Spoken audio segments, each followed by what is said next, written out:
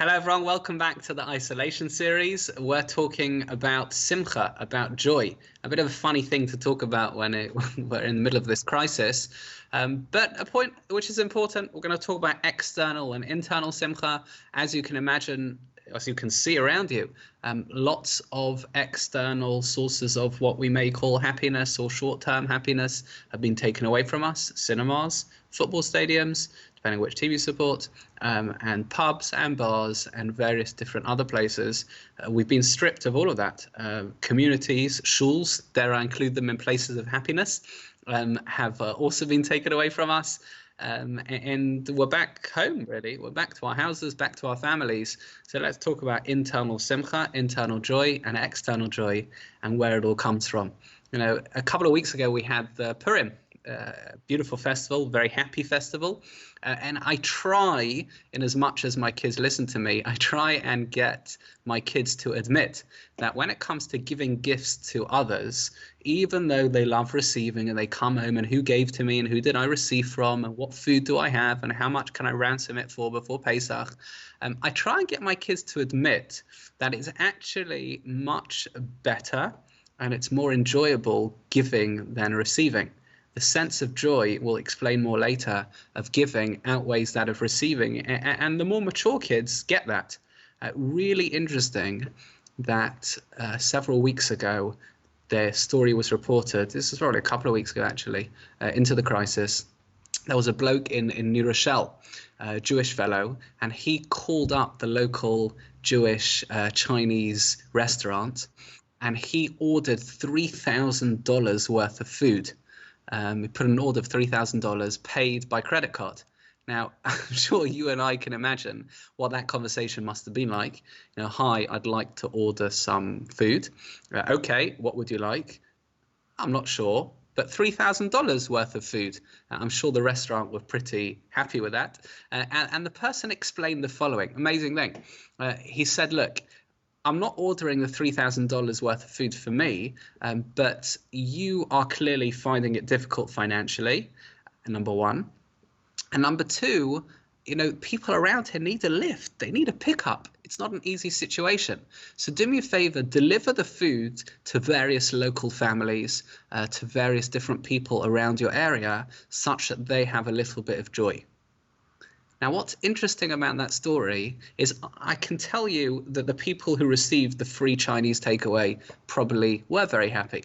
But I bet the person who was the happiest out of all of this, not that they did it for the happiness, is the person who ordered the food to begin with. Very interesting. Happiness means branching out. If you restrict and constrict yourself to yourself, that never creates happiness. Isolation in general, without the attitude that surrounds it, which may be positive if you cultivate it, but isolation in general is not happy.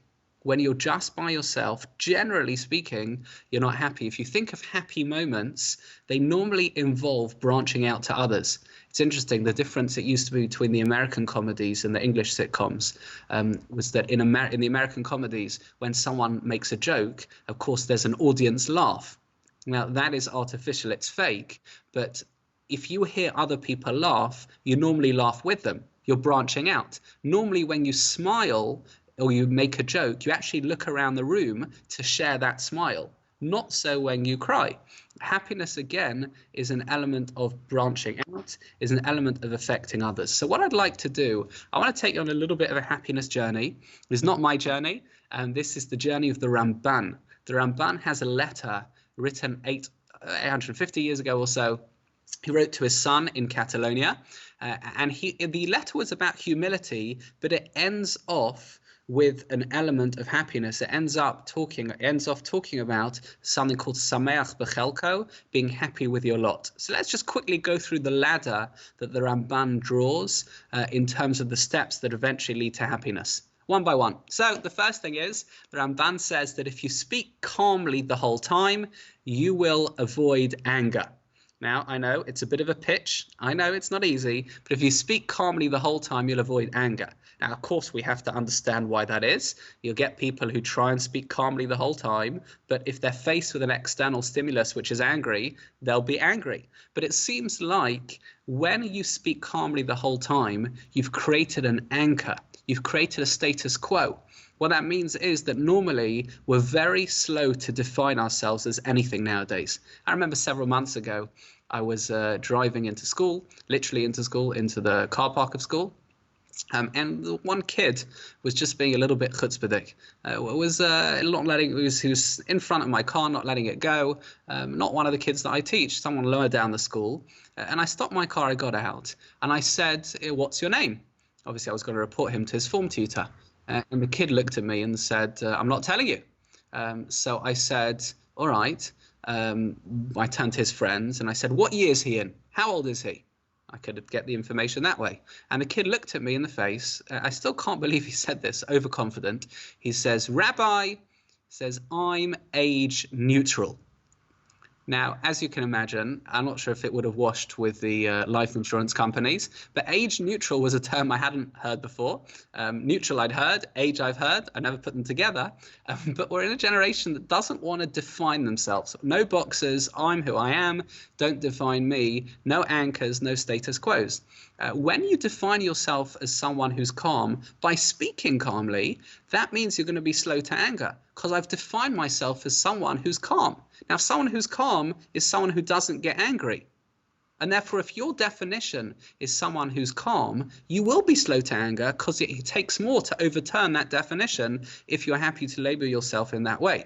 The other slight reason is that sometimes what we do affects our personalities. Sometimes, for example, when we give to charity, the Rambam writes, we become kinder people, and it affects in that way. So if you speak calmly, eventually it will filter through. But nevertheless, the first rung on the ladder is speak calmly, you'll avoid anger. Right, what's next? So says the Ramban, if you avoid anger, you will become someone who's humble. Interesting link that. It sounds like anger is based on assuming you're the center of the world, or the center of the universe, dare I say.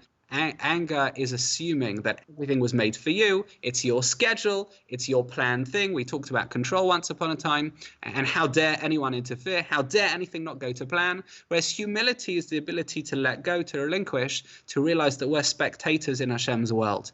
And just after that part of the ladder, where he says that if you are not angry, you'll become humble. You can appreciate others in the world. You can appreciate that you've got a role, but it's only a role. They're other people's roles as well. After that, he says, then you'll be able to have an awareness of God. And finally, he says, you'll be happy with your lot. Sameach b'chelko. That's really interesting that the end of this whole ladder is being happy with your lot. You know, why is that the end? And why does he almost present it, dare I say, as like an end goal? I think here we have to understand something crucial when it comes to Simcha. I think we have to understand something crucial when it comes to joy in general. Any joy that is based on anything external is not really true joy.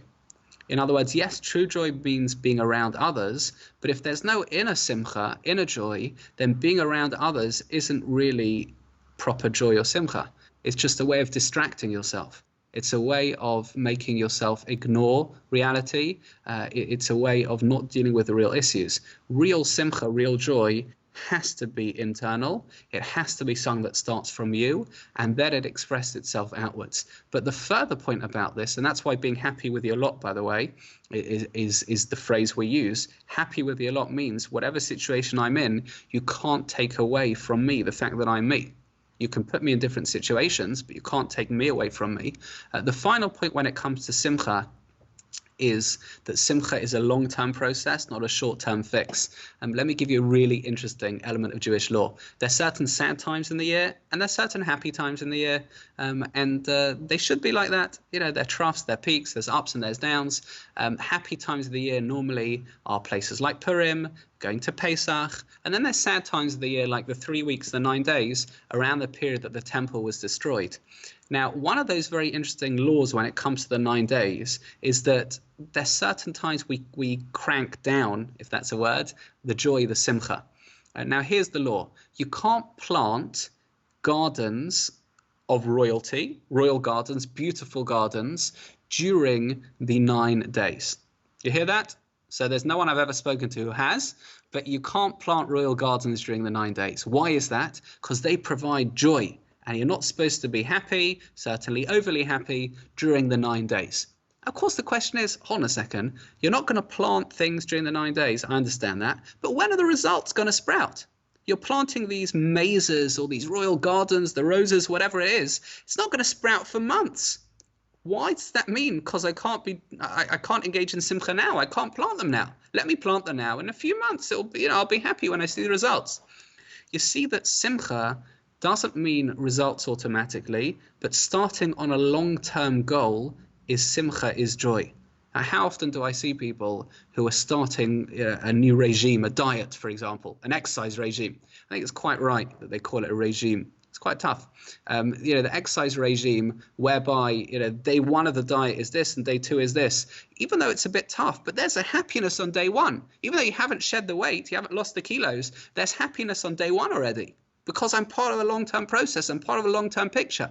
The reason why I think we connect to others, the connection to others creates Simcha, creates joy, is you're part of a bigger goal, a bigger picture, something long-term, something eternal. With the Jewish people, certainly a connection to the soul that's eternal.